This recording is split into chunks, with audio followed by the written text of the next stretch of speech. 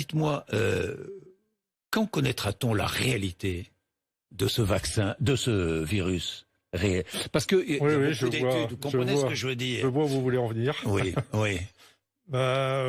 Vous voulez dire, est-ce que c'est un virus fabriqué artificiellement? Oui. Oui, écoutez, il y a de plus en plus de virologues qui le disent. Mais alors c'est pour ça que je vous pose la question. Moi, je suis infectiologue, donc voilà, j'ai atteint les limites de mes compétences, mais je pense très possible, effectivement, que le virus se soit échappé du laboratoire de Wuhan, et pire encore, que ces travaux aient été financés par les Américains, comme ça a été dit dans le New York Times, je crois, ou le Herald Tribune, je ne sais plus dans quel journal américain. Vous savez que c'est des Américains qui ont levé ce lièvre-là. Hein. Oui, oui. Mais on ne saura jamais la vérité, Enrico. Non, je pense qu'on ne saura jamais la vérité. De toute façon, avec les Chinois, ça veut dire quoi? Ça veut dire qu'on n'est pas à l'abri d'un nouveau virus, quoi. Si je vous comprends bien. Hein. Ça dépend ce qu'ils trafiquent dans leur laboratoire, exactement. Mais effectivement, il y a des recherches. De toute façon, vous savez, malheureusement, dans notre métier, il y a des apprentis sorciers. Hein. Et parfois, l'objet de la recherche dépasse la recherche elle-même. Donc, pour l'instant, il est trop tôt pour le dire. Oui. Et je pense qu'on ne saura jamais vraiment la vérité.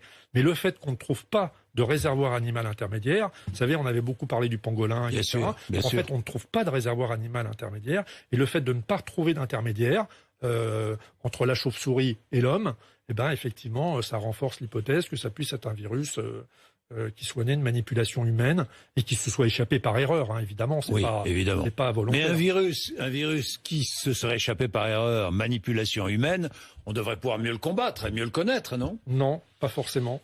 Ah bon? Parce que justement, ces manipulations, en général, ont pour objet souvent, c'est le terrorisme biologique, si vous voulez, donc d'inventer des virus qui puissent... D'inventer des virus qui pourraient être utiles pour mener une forme de guerre bactériologique. Oui, en l'occurrence virologique, oui, ça existe. Virologique, alors, je ne pense pas que le coronavirus soit un bon candidat. Pas une bactérie, c'est un virus. Je ne pense pas que le coronavirus soit un bon candidat, mais qu'il y ait des laboratoires dans le monde qui se livrent à ce genre de recherche, et que ça soit le cas dans les laboratoires P4, notamment en Chine, mais dans d'autres pays du monde d'ailleurs, oui, c'est malheureusement une réalité.